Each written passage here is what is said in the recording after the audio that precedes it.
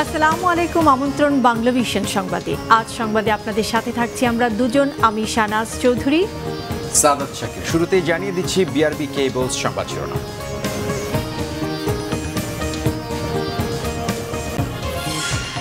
দলমত নির্বিশেষে সবার সাথে সমান আচরণ করতে সরকারি কর্মকর্তাদের নির্দেশ সিইসির, বললেন প্রার্থীকে প্রার্থী হিসেবে বিবেচনা করতে।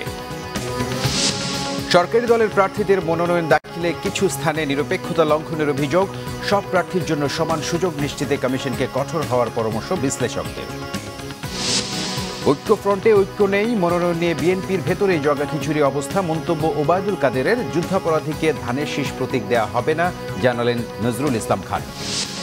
মাগুরা 1 ও নরসিংদী 1 আসনের বিএনপির প্রার্থীদের কারাগারে প্রেরণ, যশোর 2 আসনের বিএনপির প্রার্থী সাবেরার 6 বছরের দণ্ড স্থগিত করেছে হাইকোর্ট। দেখছিলেন বিআরবি কেবলস সংবাদ শিরোনাম। এবারে বিস্তারিত। প্রার্থীকে শুধু প্রার্থী হিসেবে বিবেচনা করে দলমত নির্বিশেষে সবার সাথে সমান আচরণ করতে সরকারি কর্মকর্তাদের নির্দেশ দিয়েছেন প্রধান নির্বাচন কমিশনার KM নুরুল হুদা। সরকারি কর্মকর্তাদের প্রশিক্ষণ কর্মশালার উদ্বোধন করে তিনি এ মন্তব্য করেছেন। মনোনয়নপত্র দাখিলের শেষ দিনে আচরণবিধি মেনে চলার বিষয়েও প্রার্থীদের সদিচ্ছা দেখা গেছে, যাকে ভালো নির্বাচনের শুভ লক্ষণ বলেও উল্লেখ করেছেন সিইসি। বৃহস্পতিবার সকালে নির্বাচন ভবনে প্রশিক্ষকদের প্রশিক্ষণ কর্মসূচির উদ্বোধন করেন প্রধান নির্বাচন কমিশনার KM নুরুল হুদা। প্রথম পর্যায়ে 8 জেলার প্রায় 400 সরকারি কর্মকর্তা প্রশিক্ষণে অংশ নিয়েছেন, যারা পরবর্তীতে প্রিজাইডিং, সহকারী প্রিজাইডিং ও পোলিং অফিসারদের প্রশিক্ষণ দিবেন। দলমত নির্বিশেষে সবার প্রতি নিরপেক্ষ আচরণ করে নির্বাচন পরিচালনার দায়িত্ব পালনে সচেষ্ট থাকতে সরকারি কর্মকর্তাদের নির্দেশ দেন সিইসি। নির্বাচন কমিশনের যে বার্তা, সে বার্তা হলো কি, সম্পূর্ণভাবে নিরপেক্ষ দৃষ্টিভঙ্গিতে একেবারে কোনো রকমের দলমত নির্বিশেষে সকলের প্রতি সমান আচরণ, সকলের প্রতি সমান সুযোগ সুবিধা প্রদান করে নির্বাচন পরিচালনা করবেন। প্রার্থীতা নিয়ে নির্বাচন মাঠে যাবেন, তার পরিচয় হলো আপনাদের কাছে প্রার্থী। সে প্রার্থী দলীয় প্রার্থী হোক অথবা স্বতন্ত্র প্রার্থী হোক, সকল প্রার্থীর জন্য সমান দৃষ্টিভঙ্গিতে আপনাদের আচরণ করতে হবে। সিইসি বলেন, প্রতিদ্বন্দ্বিতা ও প্রতিযোগিতামূলক নির্বাচনের ইসির প্রত্যাশা পূরণ হয়েছে। রেকর্ড সংখ্যক মনোনয়নপত্র দাখিল হয়েছে উল্লেখ করে তিনি বলেন, এটি অংশগ্রহণমূলক নির্বাচনের প্রথম ধাপ। 4 জন 5 জনের বেশি ভিতরে প্রবেশ করার আচরণবিধিতে নিষেধ আছে, কেউ সেটা অমান্য করেনি। প্রত্যেকেই তারা 4 জন 5 জন 6 জন 7 জনের বেশি লোক নিয়ে ভিতরে ঢোকেনি।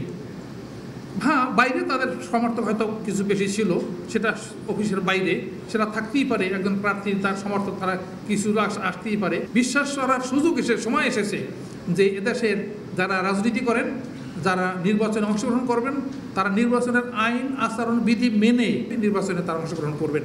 এই একটা পরিবেশ আমি বিশ্বাস করি, আশা করি একটা পরিবেশ সৃষ্টি হয়েছে দেশে।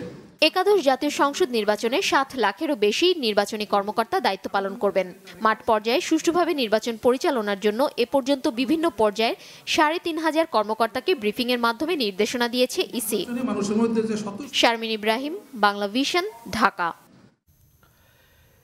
এদিকে একাদশ জাতীয় সংসদ নির্বাচনে 300 আসনে মনোনয়নপত্র জমা দিয়েছেন 3065 জন প্রার্থী, জানিয়েছে নির্বাচন কমিশন।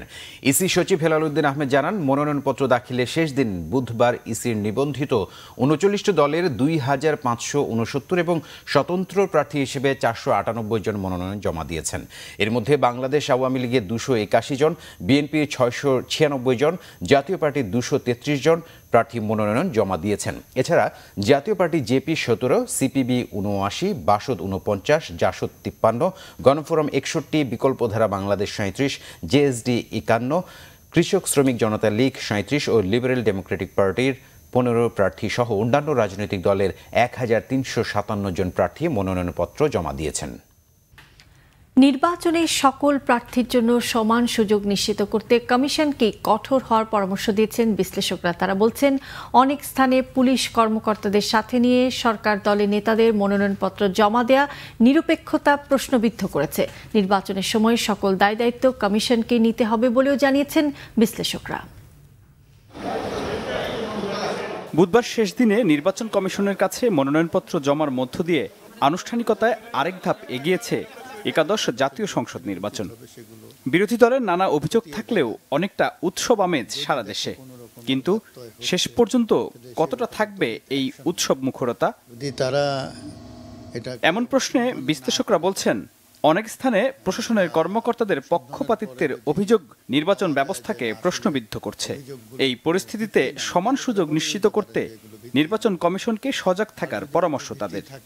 ফিল্ড লেভেলে নিরপেক্ষ আচরণ করছে কিনা সেটা এনশিওর করার দায়িত্ব হচ্ছে নির্বাচন কমিশনের। তো নির্বাচন কমিশন এটা ঠিকভাবে করছে না বলে কিন্তু বিরোধী পক্ষ থেকে অভিযোগ আসছে বারবার, এবং এই অভিযোগগুলো কিছুটা আছে রেটরিক আর কিছুটা সত্যতাও আছে।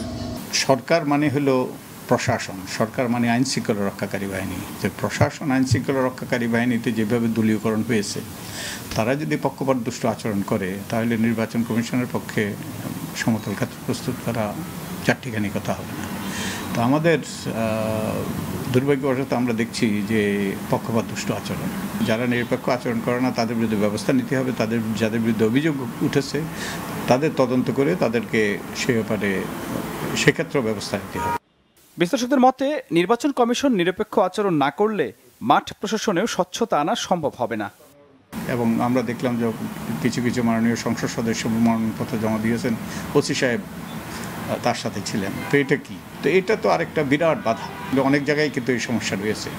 যে অভিযোগগুলো আসছে নির্বাচন কমিশনের উচিত হবে সেগুলো খতিয়ে দেখা, এবং যদি দেখে কোনো রকমের ব্যত্যয় হচ্ছে তাহলে সে ব্যাপারে তড়িৎ অ্যাকশন নেওয়া। যদি প্রতিবিধান না করে তাহলে তো নির্বাচন কমিশন পক্ষপাতদুষ্ট আচরণ করছে এই যে অভিযোগটি, সেই অভিযোগটি সত্য প্রমাণিত হবে। তবে কমিশনের নিরপেক্ষ ভূমিকা এবং নির্বাচনের সমান সুযোগ নিশ্চিত করার সময় এখনও আছে বলে মনে করছেন বিশ্লেষকরা। মিরাজ হোসেন গাজী, বাংলা ভিশন, ঢাকা। রাষ্ট্রপতি মোহাম্মদ আব্দুল হামিদের সাথে দেখা করেছেন নবনিযুক্ত মার্কিন রাষ্ট্রদূত এরি রবার্ট মিলার। বৃহস্পতিবার বিকেলে বঙ্গভবনে রাষ্ট্রপতির কাছে নয়া মার্কিন রাষ্ট্রদূত নিজের পরিচয়পত্র তুলে দেন। এ সময় বাংলাদেশে দায়িত্ব পালনকালে মার্কিন রাষ্ট্রদূতকে সব ধরনের সহযোগিতার আশ্বাস দেন আব্দুল হামিদ। মার্কিন দূতাবাসের ঊর্ধ্বতন ৮ কর্মকর্তা ও সামরিক বেসামরিক কর্মকর্তারা এই সময় উপস্থিত ছিলেন।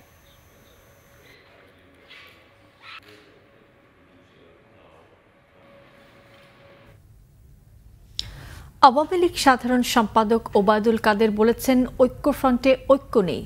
মনোনয়ন নিয়ে বিএনপির ভেতরেই জগাখিচুড়ি অবস্থা, পরিস্থিতি মির্জা ফখরুল ইসলাম আলমগীরের নিয়ন্ত্রণের বাইরে।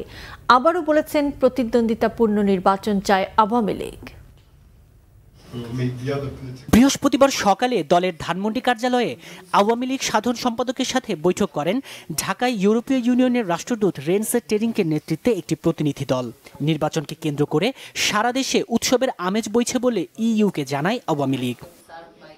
পরে সংবাদ সম্মেলনে দলের সাধারণ সম্পাদক ওবায়দুল কাদের বলেন, সুনির্দিষ্ট তথ্য প্রমাণ ছাড়াই প্রার্থীদের হয়রানির মন গড়া অভিযোগ করছে বিএনপি। তার দাবি, মনোনয়ন নিয়ে বিএনপি ঐক্যফ্রন্টেই হযবরল অবস্থা। আমরা যতটুকু খবর পেয়েছি তাদের ভেতরেই জগা খিচুড়ি অবস্থা। পরিস্থিতি মির্জা ফখরুল সাহেবের তার দলের কন্ট্রোলের বাইরে। ঐক্যফ্রন্ট ঐক্যবদ্ধ নয়, ঐক্যবদ্ধ হলে এসব ঘটনা ঘটত না। নিজেরাই নিজেদের ভেতরে বোঝাপড়ার অভাবে যা যার কাঙ্ক্ষিত কনস্টিটিউয়েন্সি না পাওয়ার কারণে মনোনয়নপত্র দেয়নি। এটা তো সরকারের কোনো দোষ নেই। ওবায়দুল কাদের বলেন, জামাত ছাড়া বিএনপি অচল। আবারও দাবি করেন, মনোনয়ন নিয়ে শরিকদের সাথে কোনো টানাপোড়েন নেই, বানরের পিঠাভাগ হবে না বলে আবারও ইঙ্গিত দেন তিনি। তারা নির্বাচনে আসবে এটাই আমরা আশা করি। আমরা একটা প্রতিযোগিতাপূর্ণ নির্বাচন চাই। কাজেই বিএনপি ঐক্যফ্রন্ট না থাকলে এটা প্রতিদ্বন্দ্বিতাপূর্ণ হবে না। তারা নিজেরাই সরে গিয়ে যদি বলে আবার ওই 2014 সালের মতো যে একটা বিনা প্রতিদ্বন্দ্বিতার নির্বাচন, এবার কিন্তু সেরকম কিছু হবে না। তাইমুর রশিদ, বাংলা ভিশন, ঢাকা। এদিকে বিএনপির নেতাদের সাথে বৈঠক করেছে ইউরোপীয় ইউনিয়নের একটি প্রতিনিধি দল। বিকেলে বিএনপি চেয়ারপারসনের গুলশান কার্যালয়ে এই বৈঠক অনুষ্ঠিত হয়। বৈঠকে দলটির মহাসচিব মির্জা ফখরুল ইসলাম আলমগীর, স্থায়ী কমিটির সদস্য নজরুল ইসলাম খান, আমির খসরু মাহমুদ চৌধুরী, ডক্টর আব্দুল মঈন খান সহ বেশ কয়েকজন নেতা অংশ নেন। ইউরোপীয় ইউনিয়নের প্রতিনিধি দলে ছিলেন David Noel Watt, Anthony Maria এবং বাংলাদেশে নিযুক্ত ইইউ রাষ্ট্রদূত রেনজিটা রিঙ্ক। দেশের সার্বিক রাজনীতি ও আগামী নির্বাচন নিয়ে বৈঠকে আলোচনা হয় বলে জানা গেছে। তবে বৈঠকের বিষয়ে সাংবাদিকদের সাথে কথা বলেনি কোনো পক্ষই।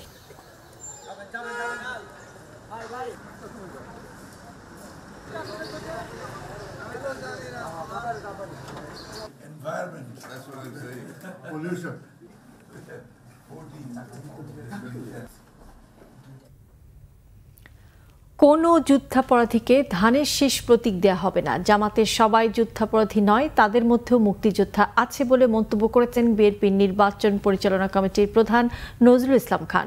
বৃহস্পতিবার সকালে নয়াপল্টন কার্যালয়ের সংবাদ সম্মেলনে এই মন্তব্য করেছেন তিনি। জানিয়েছেন, নির্বাচনের কৌশল হিসেবেই আব্দুল আওয়াল মিন্টু, হাবিবুন নবী খান সোহেল, মোয়াজ্জেম হোসেন আলাল নির্বাচনে অংশ নিচ্ছেন না, তবে নির্বাচন পরিচালনায় কাজ করবেন তারা।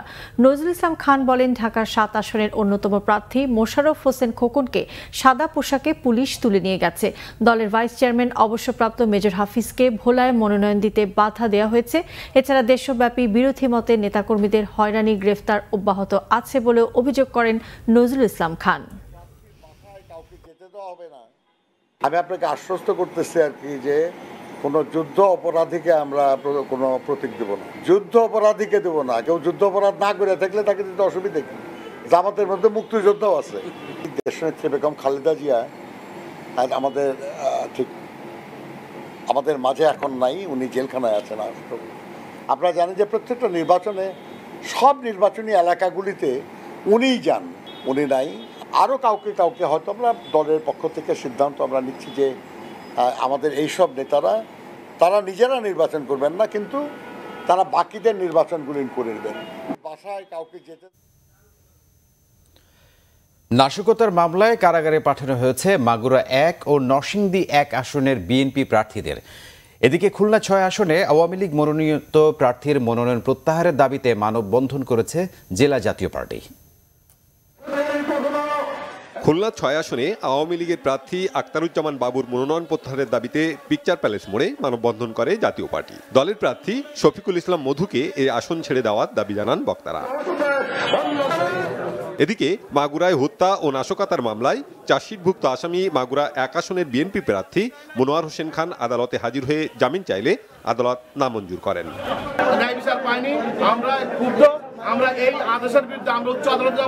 নরসিংদী মডেল থানায় বিশেষ ক্ষমতা আইনের মামলায় বিএনপির যুগ্ম মহাসচিব ও নরসিংদী ১ আসনের প্রার্থী খায়রুল কবির খোকনকে কারাগারে পাঠিয়েছে আদালত। আত্মসমর্পণ করে আদালতে জামিন আবেদন করলে জেলা ও দায়রা জজ আতিবুল্লাহ নামঞ্জুর করেন। অন্যদিকে সাংবাদিকদের সাথে মতবিনিময় করেছেন পঞ্চগড় ১ ও সাতক্ষীরা ১ আসনের বিএনপির প্রার্থীরা। এ সময় নিরপেক্ষতা বজায় রেখে গণতন্ত্র রক্ষায় গণমাধ্যম কর্মীদের ভূমিকা রাখার আহ্বান জানান তারা।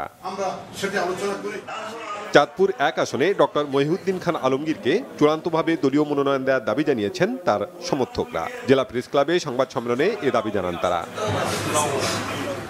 এছাড়া টাঙ্গাইল ৬-এ বর্তমান সংসদ সদস্য খন্দকার আব্দুল বাতেন নৌকার পক্ষে সবাইকে একসাথে কাজ করার আহ্বান জানান। Banglavision news desk.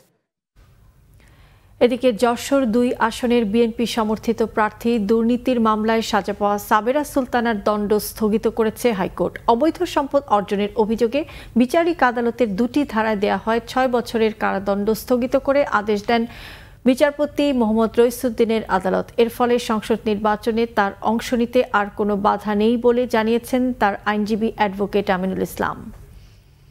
ভারতীয় সুপ্রিম কোর্টের সিদ্ধান্ত উপস্থাপন করেছি। আমাদের দেশের বিচারপতি আব্দুল ওয়াহাব মিয়ার একাধিক রায়ের কপি আমরা উপস্থাপন করেছি এবং সর্বশেষ একটি 70 DLR একটি জাজমেন্ট হয়েছে, একটা ডিভিশন বেঞ্চের জাজমেন্ট হয়েছে, সেটা আমরা রেফার করেছি এবং সেখান থেকে আমরা দেখিয়েছি যে আপনার কনভিকশন এবং সেন্টেন্স 426-এর ১ ধারার বিধান মতে স্থগিত রাখার ইতিপূর্বে আদেশ হয়েছে। যেহেতু তার সাজাটা এখন স্থগিত হয়ে গেল, দণ্ড মানে কনভিকশন এবং সেন্টেন্স যেহেতু তার স্থগিত হয়ে গেল, সেই কারণে সাবিরা সুলতানার আগামী সংসদ নির্বাচনে অংশগ্রহণ করতে বা নির্বাচন করতে 66(2)D কোনো বাধা হবে না, তিনি অযোগ্য বিবেচিত হবেন না। এক বছরেরও বেশি সময় ওমানে বেতন পাচ্ছেন না বাংলাদেশি কয়েকশো কর্মী। শুধু সিমপ্লেক্স নামের একটি প্রতিষ্ঠানেই 150 কর্মী বিনা বেতনে খাটছেন 14 মাস। তাদের ওয়ার্ক পারমিটও নবায়ন করেনি প্রতিষ্ঠানটি। ফলে এখন অবৈধ হয়ে যাওয়া কর্মীরা পারছেন না দেশে ফিরতেও। দূতাবাসের মাধ্যমে সমস্যাটির সমাধানের আশ্বাস দিয়েছেন প্রবাসী কল্যাণ ও বৈদেশিক কর্মসংস্থান সচিব। ওমান বাংলাদেশিদের জন্য বড় শ্রমবাজার। কর্মীর সংখ্যার হিসাবে 6 লাখের মতো বাংলাদেশি কাজ করছে দেশটিতে, কিন্তু সম্প্রতি নানা কারণে স্থবির এই শ্রমবাজারটি।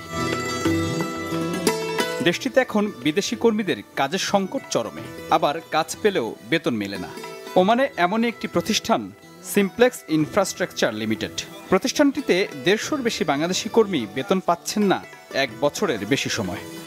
আমরা এখন সবাই পয়সা গেছি, আমাদের 14 মাস ধরে স্যালারি নাই, এখানে আমাদের খবর নেওয়ার মতো লোক নেই। এখন আমরা এখানে এত কষ্টের মধ্যে আছি যা আমরা এখন বাসায় বলতে পারি না। 14 মাস ধরে বাপ মার জন্য দেখা করতে পারি না, তাদের টাকা দিতে পারতেছি না।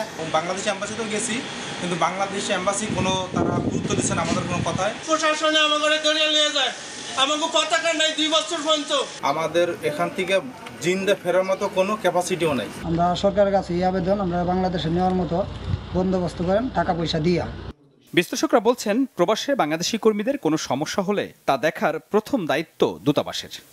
আমি মনে করি আমাদের এমবেসি অত্যন্ত দায়িত্বশীল ভূমিকা পালন করা উচিত। আমাদের প্রবাসী কল্যাণ মন্ত্রণালয়ের যে ওয়েজানার যে ফান্ড রয়েছে, যে প্রবাসী কল্যাণের ফান্ড রয়েছে, তা দিয়ে টিকিট করে আউটপাস তৈরি করে অবশ্যই 200 কর্মীকে তাদের মানবত জীবন থেকে রক্ষা করে বাংলাদেশে ফিরিয়ে আনার জন্য যত দ্রুত সম্ভব ব্যবস্থা গ্রহণ করবে, তত দ্রুতই এই পরিবারগুলো, এই মানুষগুলো বেঁচে যাবে।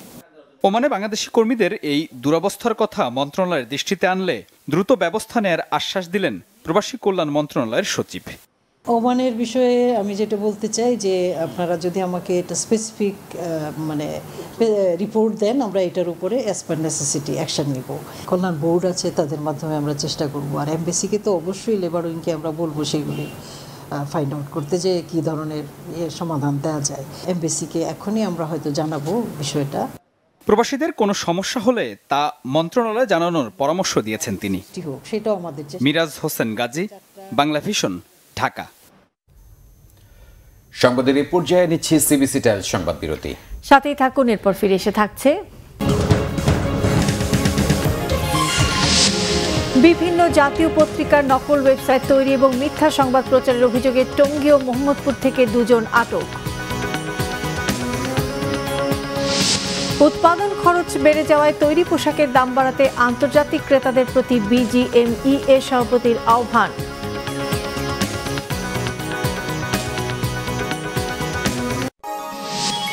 আপনারা দেখছেন বাংলা ভিশন সংবাদ। জাতীয় নির্বাচনকে সামনে রেখে প্রথম আলো, বিবিসি বাংলা, নয়া দিগন্ত সহ বিভিন্ন পত্রিকার ভুয়া অনলাইন দিয়ে বানোয়াট এবং উস্কানিমূলক সংবাদ ছড়িয়ে দেওয়ার অভিযোগে রাজধানীর মোহাম্মদপুর এবং টঙ্গী থেকে 2 জনকে আটক করেছে র্যাব 2। সংবাদ সম্মেলনে র্যাব জানিয়েছে, রাজনৈতিক এবং নির্বাচন কেন্দ্রিক বিভিন্ন বানোয়াট তথ্য দিয়ে ভুয়া নিউজ অনলাইনে ছড়িয়ে দিত। এর ফলে পাঠক মনে সরকারের বিরুদ্ধে এক ধরনের বিরূপ ধারণা তৈরি হতো। আটক কামাল হোসেন এবং আলামিন শিবিরের রাজনীতির সাথে সম্পৃক্ত। এদিকে রাজধানীর বসুন্ধরা থেকে আন্তর্জাতিক অনলাইন প্রতারক চক্রের 14 সদস্যকে আটক করেছে র্যাব 1। বিদেশ থেকে দামি উপহার এসেছে এমন লোভ দেখিয়ে এই চক্রটি ফেসবুক সহ বিভিন্ন মাধ্যম ব্যবহার করে বাংলাদেশিদের কাছ থেকে প্রায় 35 লাখ টাকা হাতিয়ে নিয়েছে।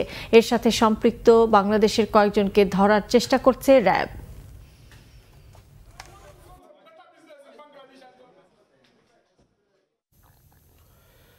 সিরাজগঞ্জ, পাবনা, বাগেরহাট, চট্টগ্রাম ও ফরিদপুরে সড়ক দুর্ঘটনায় 13 জন নিহত হয়েছে। এর মধ্যে সিরাজগঞ্জের কড্ডায় 7 জন, আহত হয়েছে 21 জন। সকালে ঢাকা থেকে বগুড়াগামী আলিফ পরিবহনের একটি যাত্রীবাহী বাস সিরাজগঞ্জের কড্ডার মোড়ে গিয়ে নিয়ন্ত্রণ হারায়। এ সময় বিপরীত দিক থেকে আসা একটি মিনি বাস ও পাশের একটি ট্রাকের সঙ্গে সংঘর্ষ হয়। এতে আলিফ পরিবহনের বাসটি রাস্তার উপর ও মিনি বাসটি পাশের খাদে পড়ে যায়। পরে পুলিশ ও ফায়ার সার্ভিসের সদস্যরা হতাহতদের সিরাজগঞ্জ সদর হাসপাতালে নেয়। চিকিৎসক 5 জনকে মৃত ঘোষণা করে। এরা সবাই নারী। চিকিৎসাধীন 19 জনের মধ্যে 3 জনের অবস্থা গুরুতর। আমরা ঘটনাস্থলে উপস্থিত হই এবং যা দেখি যে সেখানে একটা ট্রাক এবং 2টা বাস, এই 3টা সংঘর্ষ বাদে এবং বহু সেখানে আহত আছে এবং আমরা পর্যায়ক্রমে সেই আহতদের উদ্ধার করে হাসপাতালে পাঠাইতে পারি। 4 জনের নারী মারা গেছে, আহত অবস্থায় চিকিৎসাধীন আছে প্রায় 15 জন। এদিকে ভোর রাতে সিরাজগঞ্জের সয়দাবাদের 2 ট্রাকের মুখোমুখি সংঘর্ষে 2 জন নিহত হয়েছে। অন্যদিকে বাগেরহাটের মোল্লারহাটে ট্রাকের ধাক্কায় মোটরসাইকেল আরোহী 2 স্কুল শিক্ষক নিহত হয়েছেন। রাতে বাগেরহাট মা মহাসড়কের মোল্লারহাট উপজেলার কাহালপুরে এ দুর্ঘটনা হয়। এছাড়া পাবনায় ভটভটি চাপায় 8 মাসের অন্তঃসত্ত্বা মা ও তার মেয়ে নিহত হয়েছেন। আহত হয়েছেন একজন। সকাল 9:30টায় পাবনার চরবাঙ্গাবাড়িয়া গ্রামের আকবর হোসেন তার স্ত্রীর সন্তানকে অটো ভ্যানে করে ডাক্তারের কাছে যাচ্ছিলেন। এ সময় পেছন থেকে একটি শ্যালো ইঞ্জিন চালিত ভটভটি ভ্যানকে চাপা দিলে ঘটনাস্থলে মা মেয়ে নিহত হন। আহত হয় আকবর হোসেন। তাকে পাবনা জেনারেল হাসপাতালে ভর্তি করা হয়। Morshada Rasel, Bangla vision, news desk. উৎপাদন খরচ বেড়ে যাওয়ায় তৈরি পোশাকের দাম বাড়ানোর আহ্বান জানিয়েছেন তৈরি পোশাক রফতানিকারকদের সংগঠন বিজিএমই এর সভাপতি সিদ্দিকুর রহমান। আন্তর্জাতিক ক্রেতাদের প্রতি এই আহ্বান জানান তিনি। বিজিএমই এর সভাপতি বলেন 2010 সাল থেকে এ পর্যন্ত পোশাক খাতে মজুরি বাড়ানো হয়েছে 281%। এই কারণে পোশাকের উৎপাদন খরচ বেড়েছে বলেও জানান তিনি।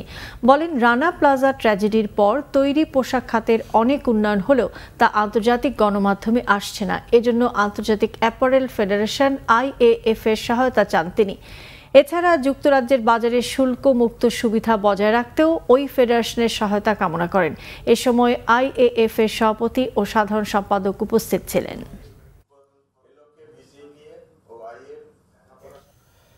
আওয়ামী লীগের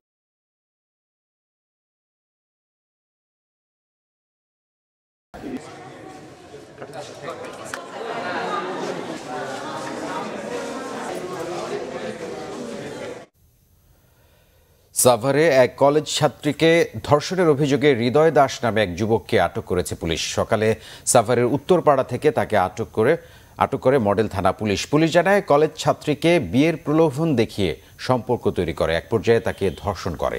সকালে ওই কলেজ ছাত্রী সাভার মডেল থানায় একটি ধর্ষণ মামলা দায়ের করলে পুলিশ হৃদয়কে উত্তরপাড়া থেকে আটক করে। এদিকে ওই ছাত্রীকে স্বাস্থ্য পরীক্ষার জন্য ঢাকা মেডিকেল কলেজ হাসপাতালের ওয়ান স্টপ ক্রাইসিস সেন্টারে ভর্তি করেছে পুলিশ।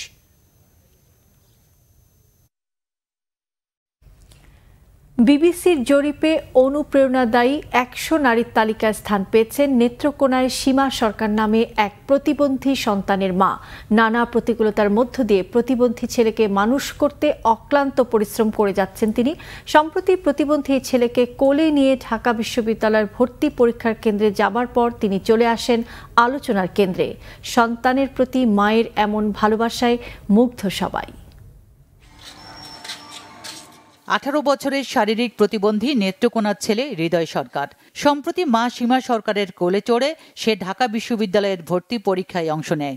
বিশ্ববিদ্যালয় ভবনের 3-4 তলা সিঁড়ি বেয়ে ছেলেকে কেন্দ্রে বসিয়ে দেওয়ার ছবি সামাজিক যোগাযোগ মাধ্যমে ভাইরাল হলে বিশ্বে ছড়িয়ে পড়ে মায়ের এমন ভালোবাসার কথা। সম্প্রতি বিবিসির 100 নারীর তালিকায় 81তম স্থান দখল করে নেন সীমা সরকার। বিশ্বের 60টি দেশের 15 থেকে 94 বছর বয়সী বিভিন্ন ক্ষেত্রে প্রেরণাদায়ী আর প্রভাবশালী নারীদের নিয়ে বিবিসি এই তালিকা তৈরি করে। এদিকে গত 25 সেপ্টেম্বর ঢাকা বিশ্ববিদ্যালয়ের ভর্তি পরীক্ষার ফলাফলে 120.96 নম্বর পেয়ে ভর্তির যোগ্য হিসেবে বিবেচিত হয় শারীরিক প্রতিবন্ধী মেধাবী হৃদয়। তবে প্রতিবন্ধী কোটাতেও তার ভর্তির সুযোগ রয়েছে। হৃদয় সরকার পুরো কৃতিত্বটাই দিয়েছে তার প্রেরণাদায়ী মাকে। হৃদয় যে চান্স পাইছে এতে আমি অনেক খুশি। তার পাশাপাশি সারা বিশ্বে যে আমার হৃদয়ের জন্যই সেরা মার তালিকায় আমার নাম হয়েছে, এর পরে আর আমার কোনো কষ্ট নাই। ঢাকা বিশ্ববিদ্যালয়ে পড়ার আমার মায়ের অবদানটাই ছিল সবচেয়ে বেশি।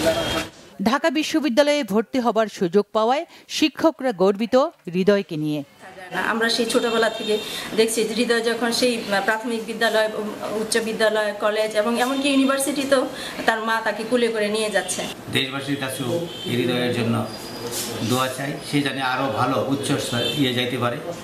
আগামী দিনে চলার পথে হৃদয়ের পাশে থাকার আশ্বাস জেলা প্রশাসনের। তার জন্য একটা ব্যাটারি চালিত বা অটোমেটিক হুইল চেয়ারের যদি ব্যবস্থা করা যায় তাহলে তার এই আগামী দিনের যে চ্যালেঞ্জ তার সামনে আসবে সেগুলো অতিক্রম করতে কিছুটা হলেও ভূমিকা রাখতে পারে। চলতি বছর নেত্রকোনার আবু আব্বাস ডিগ্রি কলেজ থেকে জিপিএ 4.50 পেয়ে উচ্চ মাধ্যমিক পাশ করে হৃদয়। Bangla vision news desk. এবারে আরো কয়েকটি অনুষ্ঠানের খবর নিয়ে দেখুন একটি desk report. New Zealand dairy products বাজারে নিয়ে এলো ক্রিম ওয়েফার তয়ময়। এই উপলক্ষে আজ রাজধানী একটি হোটেলে সংবাদ সম্মেলনের আয়োজন করা হয়। এতে বক্তব্য রাখেন নিউজিল্যান্ড ডেইরি প্রোডাক্টসের ব্যবস্থাপনা পরিচালক এস.এ. মল্লিক। তিনি জানান, ইউরোপ থেকে আমদানি করা হয়েছে ক্রিম ওয়েফার তয়ময় তৈরির মূল উপাদান। নওগাঁর পত্নীতলা উপজেলার নজিপুরে south Bangla agriculture and commerce ব্যাংকের ৬৯তম শাখার উদ্বোধন করা হয়েছে। বৃহস্পতিবার নজিপুর বাস স্ট্যান্ডে ব্যাংকের মহাব্যবস্থাপক হাফিজুর রহমানের সভাপতিত্বে অনুষ্ঠানে প্রধান অতিথি হিসেবে উপস্থিত ছিলেন ব্যাংকের অতিরিক্ত ব্যবস্থাপনা পরিচালক মোস্তফা জালালউদ্দিন আহমেদ। এছাড়া উপস্থিত ছিলেন ব্যাংকের কার্ড বিভাগের প্রধান শফিউল আজম, শাখা ব্যবস্থাপক মোহাম্মদ শোয়েব, উপজেলা পরিষদের চেয়ারম্যান আব্দুল হামিদ সহ স্থানীয় ব্যবসায়ী ও গণ্যমান্য ব্যক্তিরা। অনুষ্ঠিত হয়ে গেল ফার ইস্ট ইসলামী লাইফ ইন্স্যুরেন্স কোম্পানি লিমিটেডের 18তম বার্ষিক সাধারণ সভা। এতে সভাপতিত্ব করেন কোম্পানির পরিচালনা পর্ষদের চেয়ারম্যান মোহাম্মদ নজরুল ইসলাম। উপস্থিত ছিলেন কোম্পানির vice chairman professor doctor Iffat Jahan, শরিয়া কাউন্সিলের চেয়ারম্যান অধ্যক্ষ Syed Kamal Uddin Jafri, policy and claims sub কমিটির চেয়ারপারসন আয়েশা হোসনে জাহান, পরিচালক রাবেয়া বেগম, মোহাম্মদ কামরুল হাসান, সৈয়দ শাহ আলম মির্জা, কাজী ফরিদ উদ্দিন আহমেদ ও কোম্পানির মুখ্য নির্বাহী কর্মকর্তা মোহাম্মদ হেমায়েতুল্লাহ সহ বিপুল সংখ্যক শেয়ার হোল্ডাররা। Bangla vision news desk. আবারও নিচ্ছি সিবিসি টাইলস সংবাদ বিরতি। সাথে থাকুন, ফিরে অন্যান্য খবরের সঙ্গে আরো যা থাকবে। ইয়েমেন যুদ্ধে সৌদি নেতৃত্বাধীন জোটকে যুক্তরাষ্ট্রের সহায়তা বন্ধের পক্ষে মার্কিন সিনেটরদের ভোট।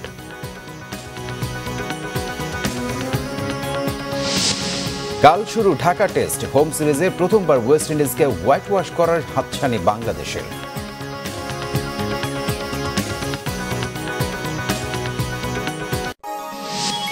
আপনারা দেখছেন বাংলা ভিশন সংবাদ। আরও একবার স্বাগত জানাচ্ছি বাংলা ভিশন সংবাদে। শুরুতে আমিন জুয়েলার্স আন্তর্জাতিক সংবাদ।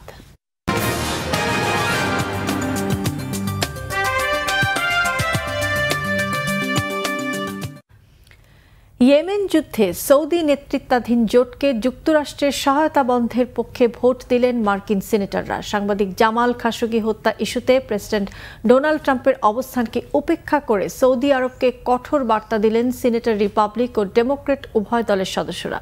সৌদি জোটকে মার্কিন সামরিক সহায়তা বন্ধের প্রস্তাবের পক্ষে ভোট পড়ে 63টি আর বিপক্ষে পড়ে 37টি। যুক্তরাষ্ট্রের স্থানীয় সময় বুধবার বিকেলে ইয়েমেন এবং খাশোগি ইস্যুতে সিনেটরদের রুদ্ধদ্বার ব্রিফিং করেন মার্কিন পররাষ্ট্রমন্ত্রী মাইক পম্পেও এবং প্রতিরক্ষা মন্ত্রী জিম ম্যাটিস। পরে সাংবাদিকদের সামনে আবারও প্রেসিডেন্ট ট্রাম্পের পক্ষে নিজেদের অবস্থান তুলে ধরেন দুই মার্কিন মন্ত্রী। বলেন, খাশোগি হত্যার সাথে সরাসরি যুক্ত নন সৌদি যুবরাজ মোহাম্মদ বিন সালমান। তবে সিনেটর বব কুরকের দাবি, এই ভোটের মধ্য দিয়ে প্রেসিডেন্টের অবস্থানের প্রতি গভীর অসন্তোষ প্রকাশ করেছেন তারই দল রিপাবলিক পার্টির বেশিরভাগ সদস্য। কড়া ভাষায় মার্কিন প্রেসিডেন্টের অবস্থানে নিন্দা জানিয়েছেন আরেক রিপাবলিকান সদস্য লিন্ডসে গ্রাহামও। বৈঠকে সিআইএ প্রধানকে না ডাকায় ক্ষোভ প্রকাশ করেছেন সিনেটররা। এর আগে মার্কিন গোয়েন্দা সংস্থা সিআইএ জানিয়েছে যুবরাজ সালমানের নির্দেশেই হত্যা করা হয় সাংবাদিক খাশোগিকে। শ্রীলঙ্কার অস্থিতিশীল রাজনৈতিক পরিস্থিতির মধ্যেই এবার প্রধানমন্ত্রী মাহিন্দা রাজাপাক্সের দপ্তরের সরকারি বরাদ্দ স্থগিত করেছে দেশটির পার্লামেন্ট। বৃহস্পতিবার এই সংক্রান্ত প্রস্তাব পাশ করে লঙ্কান পার্লামেন্ট। বিক্রমাসিংহের দল ইউএনপি সদস্যদের দাবি, পার্লামেন্টের দুটি অনাস্থা ভোটে পরাজিত হয়েছেন বর্তমান প্রধানমন্ত্রী রাজাপাক্সে। ফলে অবৈধ প্রধানমন্ত্রীর ব্যয় বহন করবে না সরকার। পরবর্তীতে রাজাপাক্সের মন্ত্রীদেরও সরকারি খরচ স্থগিত করা হবে বলে জানিয়েছেন ইউএনপি সদস্য রাভি করুণা নায়েকে। গেল 26 অক্টোবর প্রেসিডেন্ট মাইথ্রিপালা সিরিসেনা সাবেক প্রধানমন্ত্রী বিক্রমাসিংহকে পদচ্যুত করে সাবেক প্রেসিডেন্ট রাজাপাক্সেকে প্রধানমন্ত্রী পদে বসালে দেশটির রাজনৈতিক সংকট শুরু হয়। এদিকে বিক্রমাসিংহের দল ইউএনপি নেতৃত্বাধীন জোটকে সমর্থন দেওয়ার ঘোষণা দিয়েছে দেশটির সংখ্যালঘু তামিল জনগোষ্ঠীর রাজনৈতিক জোট টিএনএ। ফলে পার্লামেন্টে নিরঙ্কুশ সংখ্যাগরিষ্ঠতা পাবে বিক্রমাসিংহের জোট। ক্লেমন খেলার সংবাদ।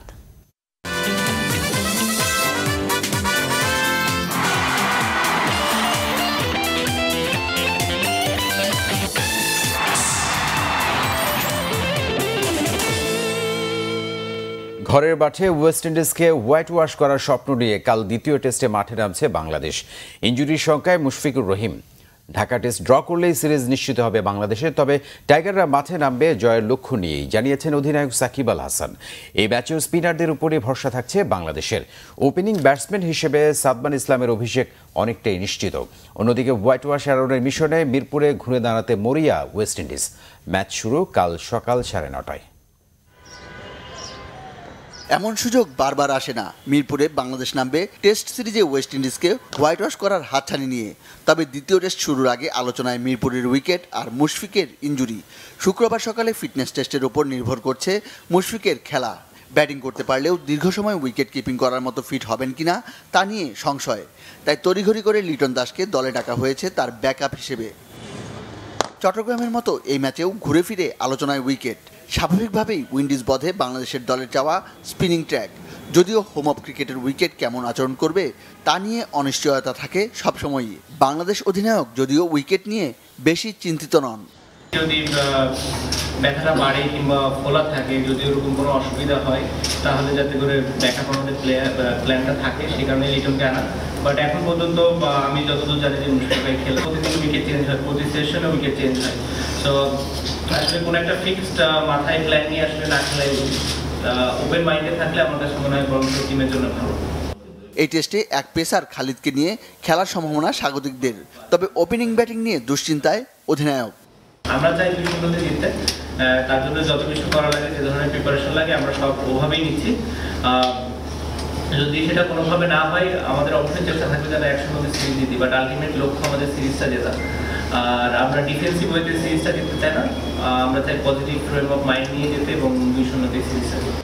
এই টেস্টে ওয়েস্ট ইন্ডিজের অন্য কিছু করার সুযোগ নেই। হোয়াইট ওয়াশ এড়াতে ড্র আর সিরিজ বাঁচাতে জয়ই চাই তাদের। উইকেট স্পিন সহায়ক হবে এটা জানাই আছে ক্যারিবিয়ান অধিনায়কের। তবে দলের ওপর ভরসা আছে ব্রেথওয়েটের। সিরিজটা বাঁচানোর ব্যাপারে আত্মবিশ্বাসী তিনি। আমাদের ব্যাটসম্যানদের সামর্থ্য আছে ঘুরে দাঁড়ানোর। আমাদের বোলাররা উইকেট নিতে সক্ষম। আমি আত্মবিশ্বাসী ঢাকা টেস্ট জিতে সিরিজে সমতা আনতে পারবো। পিছিয়ে আছি, তবে হোয়াইট ওয়াশ হতে পারে ভেবে কোনো চাপ অনুভব করছি না। টেস্ট র্যাঙ্কিংয়ে এগিয়ে যেতে 2-0 সিরিজ জয়ের বিকল্প নেই টাইগারদের। মনির হোসেন খান, বাংলা ভিশন, ঢাকা। প্রিয় দর্শক, আমরা সংবাদ শেষ করব। যাবার আগে দেখে নেব বিআরবি কেবল শিরোনামগুলো আরও একবার। দলমত নির্বিশেষে সবার সাথে সমান আচরণ করতে সরকারি কর্মকর্তাদের নির্দেশ সিইসির, বললেন প্রার্থীকে প্রার্থী হিসেবে বিবেচনা করতে। সরকারি দলের প্রার্থীদের মনোনয়ন দাখিলে কিছু স্থানে নিরপেক্ষতা লঙ্ঘনের অভিযোগ। সব প্রার্থীর জন্য সমান সুযোগ নিশ্চিতে কমিশনকে কঠোর হওয়ার পরামর্শ বিশ্লেষকদের।